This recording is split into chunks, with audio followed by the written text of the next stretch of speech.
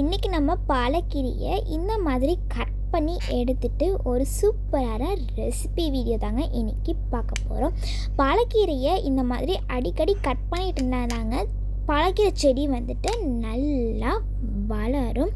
பாலக்கீரையை cut பண்ணும்போது பார்த்திங்க அப்படின்னா கீரையை மட்டும் கட் பண்ணாமல் இந்த மாதிரி நல்லா அடியில் விட்டு தண்டோடு கட் பண்ணுங்கள். ஏன்னா இலையில் இருக்கிற சத்துக்கள் விட தண்டில் நிறையாவே சத்துக்கள் இருக்குது.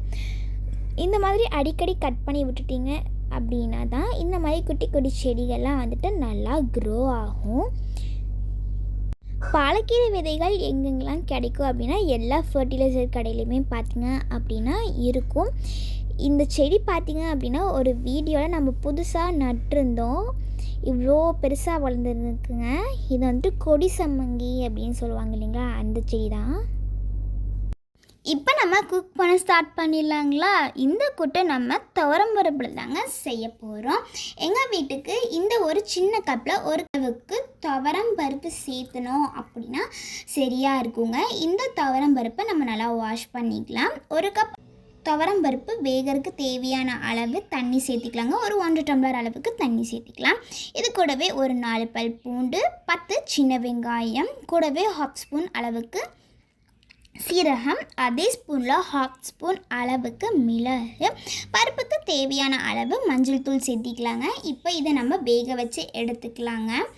ஒரே ஒரு விசில் மட்டும் நம்ம விட்டு அதுக்குள்ளே நம்ம ரசத்துக்கு ரெடி பண்ணிக்கலாங்களா? ஒரு 4 பல் பூண்டு, கொஞ்சமாக மிளகு, கொஞ்சமாக சீரகம் சேர்த்திக்கலாங்க.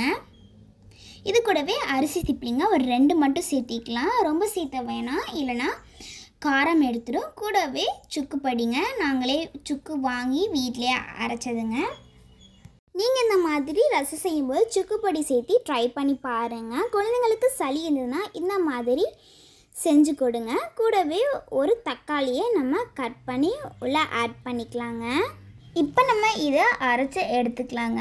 இப்போது ஒரு பவுலில் நம்ம தண்ணி எடுத்துக்கலாங்க. இப்போ நம்ம கீரையை வாஷ் பண்ணி எடுத்துக்கலாங்க. ஊற போட வேணாம், ரொம்ப நேரம் வாஷ் பண்ண வேணாங்க, இல்லைன்னா கீரையில் பார்த்திங்க அப்படின்னா தண்ணி கோர்த்துக்கும். இதெல்லாம் வாஷ் பண்ணிவிட்டு இதில் இருக்க தண்ணியை வடிச்சிட்டு இப்போ நம்ம கீரையை கட் பண்ணலாங்க. நீங்கள் நார்மலாக கீரையை கட் பண்ணுறதை விட க்ராஸாக கட் பண்ணுங்கள். அதாவது இந்த மாதிரி க்ராஸாக கட் பண்ணுங்கள். அப்போ தான் குழம்பு சாப்பிடும்போது பார்த்திங்க அப்படின்னா கீரை வந்துட்டு வாயில் அப்படி தொங்காத மாதிரி குட்டி குட்டியாக இருக்கிற மாதிரி நமக்கு ஃபீல் ஆகுங்க. டேரெக்டாகவும் கட் பண்ணிங்க அப்படின்னா ஒரு பெரிய ரிங் இருக்கிற மாதிரி இருக்கும். இப்போ ஒரு மண் சட்டி வச்சுட்டு சூடானதுக்கப்புறம் எண்ணெய் சேர்த்திக்கலாங்க. எண்ணெய் சூடானதுக்கப்புறமா கடுகு சேர்த்திக்கலாம். கடுகு நல்லா போச்சுமே கடலைப்பருப்பு சேர்த்திக்கலாங்க. அப்போ தாங்க இந்த குழம்பு நல்லா டேஸ்டியாக இருக்கும். இப்போ கடலைப்பருப்பு நல்லா செவக்கட்டுங்க.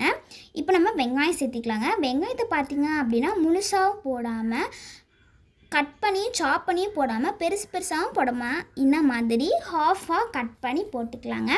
காரத்துக்கு 2 வரமிளகாய் சேர்த்திக்கிறோங்க. நம்ம வந்து கீரையும் பருப்பு நம்ம சேர்த்துறங்காட்டி கட்டாயமாக காரம் இருக்கணுங்க. அப்போ தான் இந்த கூட்டு நல்லாயிருக்கும். இது கூடவே கருவேப்பிலை சேர்த்திக்கலாங்க.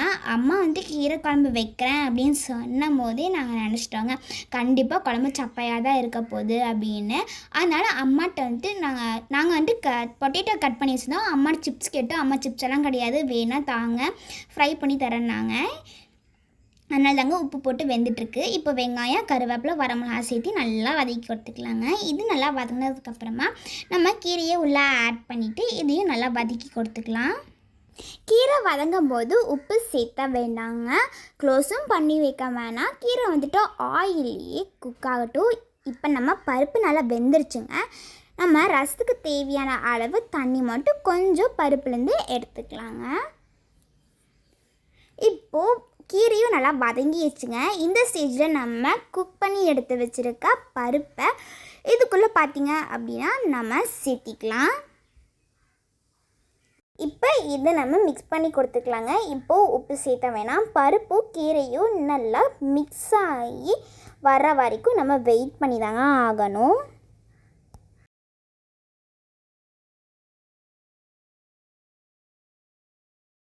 இப்போது பருப்பும் கீரையும் நல்லா மிக்ஸ் ஆகி கொதிக்க ஆரம்பிச்சிருச்சுங்க.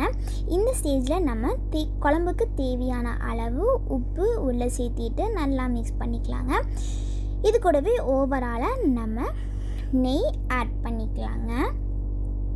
இது ரொம்ப நேரம் கொதிக்கணும்னு கிடையாதுங்க. உப்பு சேர்த்தனையுமே ஸ்டவ்வை ஆஃப் பண்ணிடுங்க. நம்ம முன்கூட்டியே ஆஃப் பண்ணிக்கணுங்க. ஏன்னா நம்ம மண் சட்டியில் செய்கிறங்காட்டி ஆஃப் பண்ணக்கப்புறம் கொஞ்சம் நேரம் கொதிச்சுக்கிட்டே இருக்கும். அதனால தான் நாங்கள் முன்கூட்டியே ஆஃப் பண்ண சொல்லிட்டோம். இப்போ நம்ம பாலக்கீரை கூட்டு ரெடி ஆயிடுச்சுங்க. இப்போ நம்ம இன்னொரு ரெசிபி பார்க்கலாங்களா? பொட்டேட்டோ ஃப்ரை தாங்க. அம்மா உப்பு போட்டு வேக வச்சு எடுத்துட்டாங்க.